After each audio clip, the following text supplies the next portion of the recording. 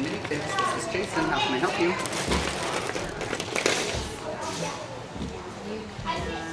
We do. Well, no, it's got to be Lego. But Lego, what do you mean by Lego construct? Oh. No, we don't. It's only Lego. When he started at preschool, he used to take a Hot Wheels car and have it in his hand and put it up to his nose, which at the time we didn't know what that was about. But what it was about was blocking out the smells. But the other part about him when he was younger, and I think he would still do it today and probably does in his mind, but he doesn't articulate it. He likes to tell stories with the Legos. So, why don't we just start from the beginning? Okay. Oh, Scotty? What do you want to know? From the very beginning for Scott? Yeah. Oh, well, this needs to be you. Okay. So, Scotty is our second child, and so Scott was a preemie. He was born 5 weeks early, and so he started out in neonatal intensive care, and he was born in Tennessee. So we flew to Tennessee to get him, and I just sat there day after day after day. Early on, I suspected something was going on, but the doctors kept telling me that he fell in the bell-shaped curve and he would outgrow things. Finally, when his language didn't come at about 2.5, he was a happy baby. They put tubes in his ears and he still didn't add a lot of words. So they put him in a developmental preschool where he was diagnosed with learning delay. And he was there for a while, 3 years maybe, and he had speech therapy and occupational therapy, and he progressed. But when it came time to make the decision about kindergarten, they recommended giving him another year in the preschool. He would fall in love with like a stuffed animal or something, and then he would have those with him all the time. Each time we got to a Y in the road and we had to take the lesser trod path, it was heartbreaking to know that he wasn't going to grow out of his learning disabilities and that we were going to be turning left when everyone else turned right. Until I finally just realized, well, even though for me, for my life, I was always in the center lane with my children, I was going to be way outside. And when did that realization happen? Oh, it took me more than a decade. It took me so long. It took me a long time. But from their point of view, it was good because then he could get the services he needed as he progressed through school. So he was mainstreamed in the elementary school, but also pulled out for speech therapy and occupational therapy. If I happened to casually run into someone in Target and they said to me, I've heard about this great new therapy, I would pursue it for Scotty. Finally, in about the 5th grade, he became a full-time special ed student.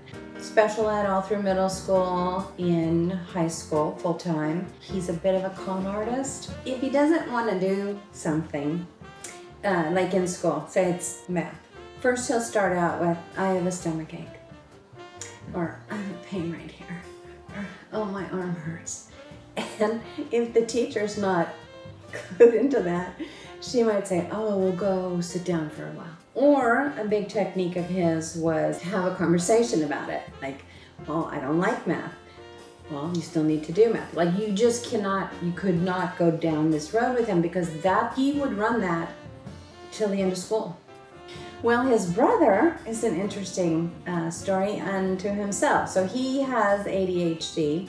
We never asked Brian to treat Scott any differently than any big brother would treat any little brother. And as a result of that, he was your typical big brother. He would yell at Scotty and wrestle with Scotty. And at one point, he didn't want to open aluminum cans because he had cut his thumb doing it.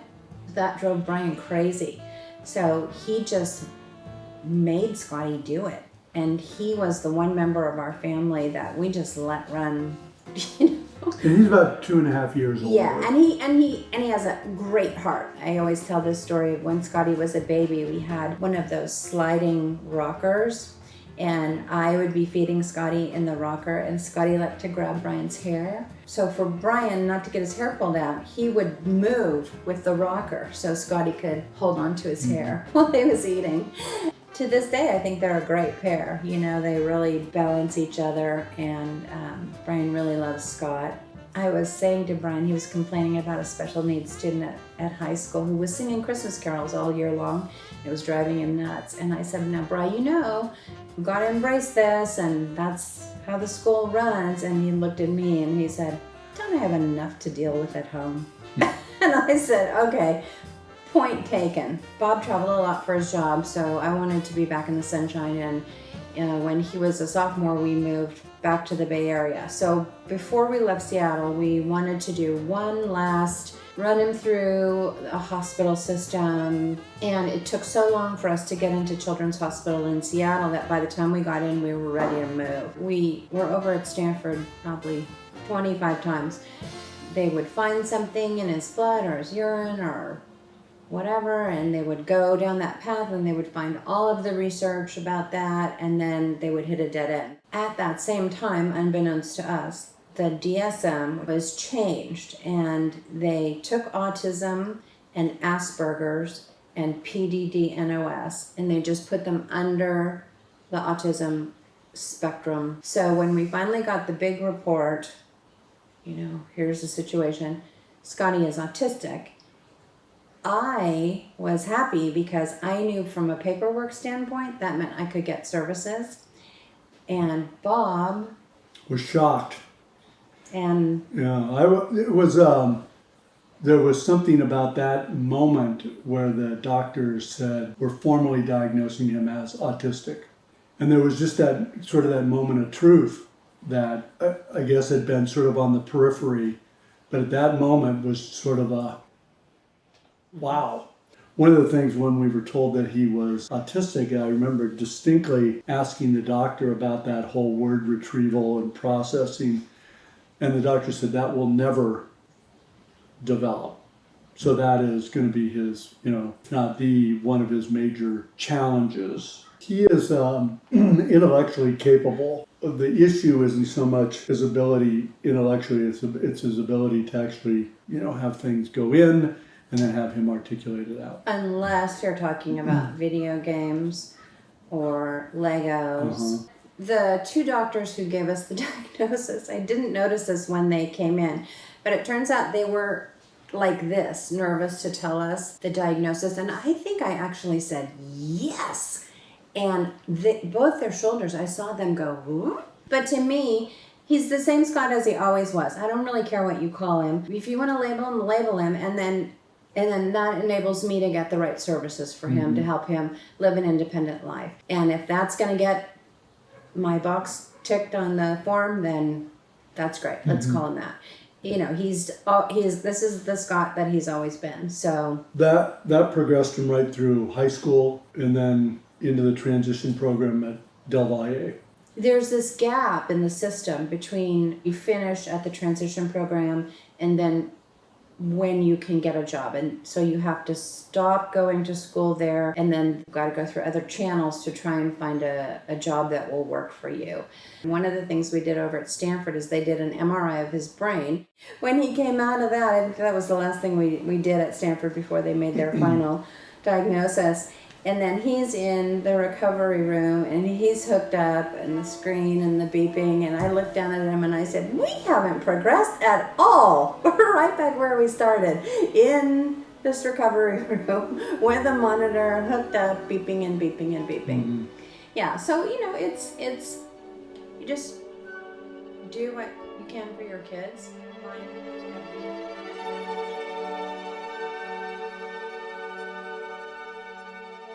My sister-in-law had found this Brooks and Minifigs store up in Portland where she lives. And then when we took Scotty to Tennessee to see where he was born, he found one in Memphis. And so Bob started thinking, this must be a franchise. We didn't want Scotty to have all that downtime between leaving Del Valle and finding a job. So Bob went to work investigating this franchise to see if we could pull it off. And the long and short of it is we felt like, well, we know about it and we know it's the perfect place for Scott, so we have to do it. So he did all the work to get the business started, bought the franchise, and went up to Oregon for training. Bob and my brother-in-law Mark and I ran the store.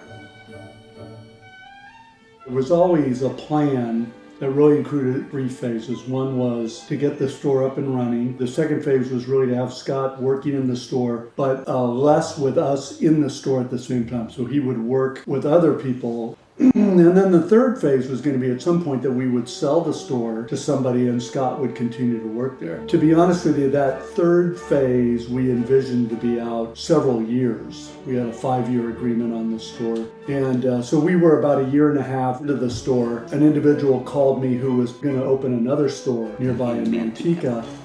And I realized after we talked that he was actually a customer. I was starting to do some different things with Legos more for relaxation for myself. I was in a job that's pretty high pressure. Things came together pretty quickly, and so here we are. So now Scotty's working there independent of us having any involvement in it. My mom loved to play with Legos with the boys, and we had Duplos, the bigger ones. I would say his interests over the years, he's been super focused on one thing at one time, and there's no telling what that is. He had a friend up in Bellevue. They'd get together and they'd get the Legos out and they would work some sort of a story out with what was going on. And as he's gotten older, I think he's felt like he should have outgrown that.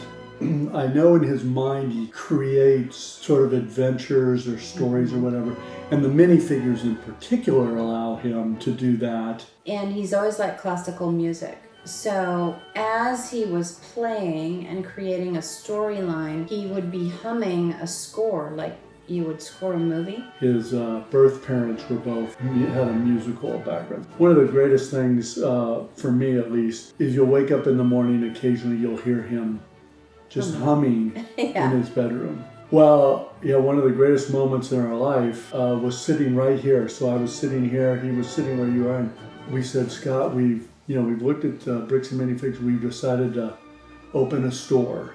And he's just sitting there, he gets this big sort of grin on his face, and he says, this is like a dream come true. That was exactly what he said.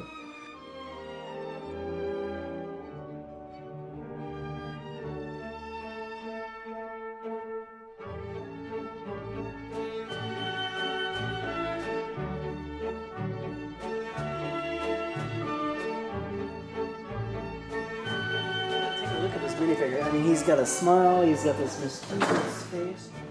We've sort of made up a little world based on one character who has a physical similarities.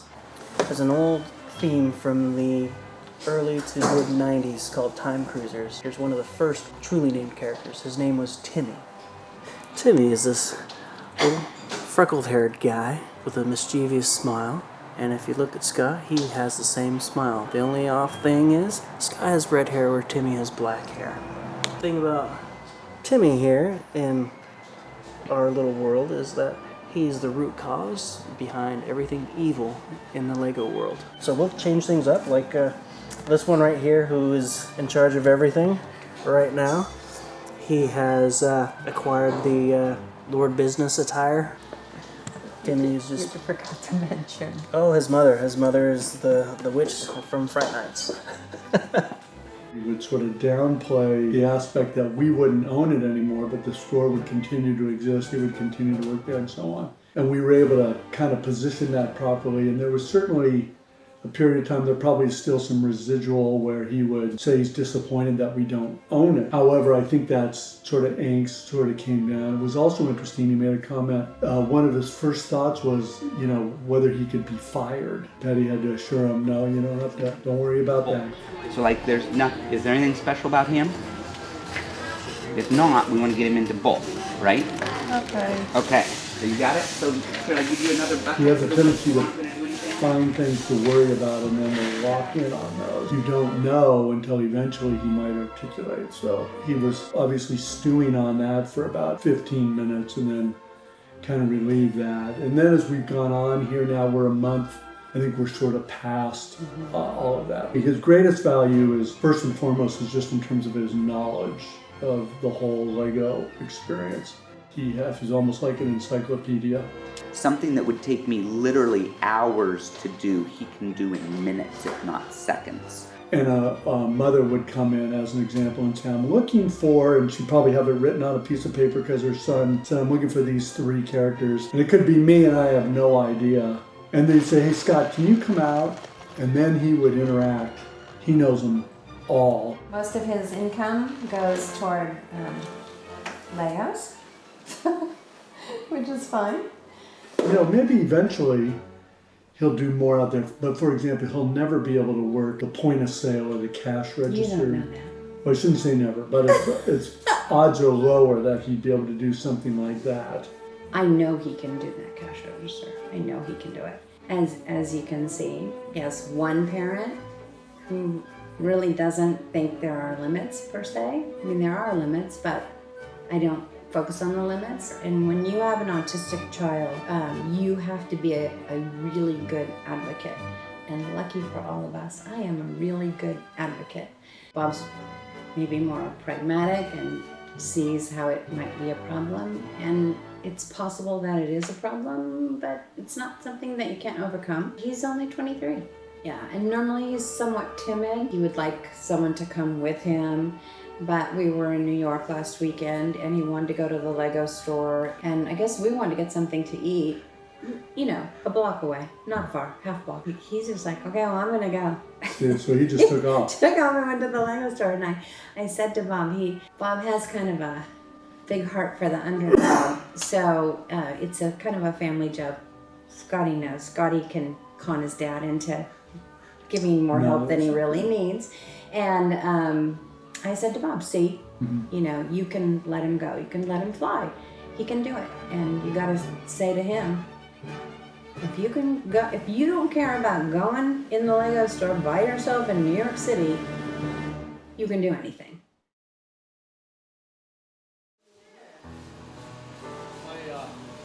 Are we gonna have to search for a bunch of pieces? That's okay, right?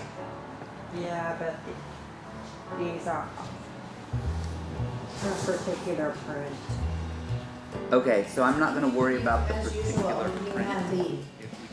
you had the vision, the business vision. But you never know what you're going to get when you're going through that. That's right. Bob is more fact face and I'm more faith face. Yeah. We had this idyllic childhood. Great schools, everyone went to college, and you know, just marched right in line. And Sometimes I think when you do have that background, Yeah. you're given something I think that so you too. can handle. Most kids don't have a chance like this, and so it's he's very fortunate, and we've been very fortunate to be able to work with him and work in an industry that we didn't know anything about, and so for us it was equally as beneficial. it just seems like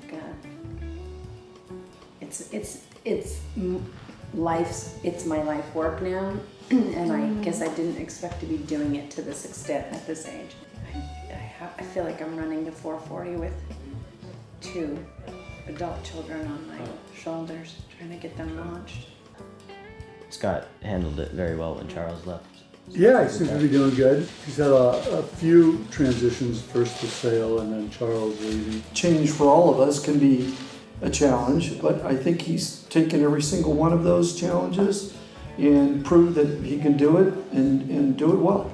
And you cannot compare these children to any other children. There's no path. You have to forge your own path for your own child. And I think that's probably the hardest part for the parents, is there's no obvious next step if we decide to do it.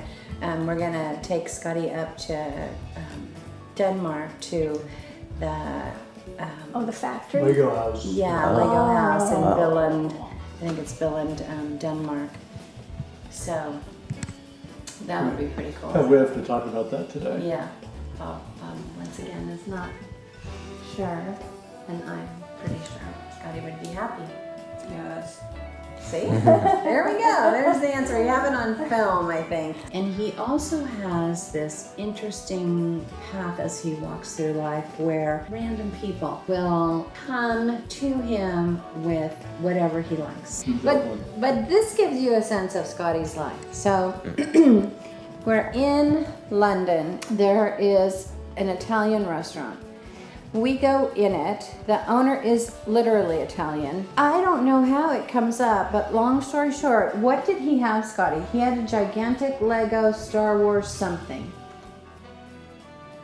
Walker. A walker? Like an AT-AT? Yeah. So what are the odds? Like, you're in the UK, you're eating at an Italian restaurant, and the owner happens to have a Lego. You know, that's how he rolls. That's how the universe works around Scotty. That's how I know he's going to be okay. You just do what you can for your kids. Find every avenue from a 5-pound, 4-ounce baby to universal human in 24 easy years.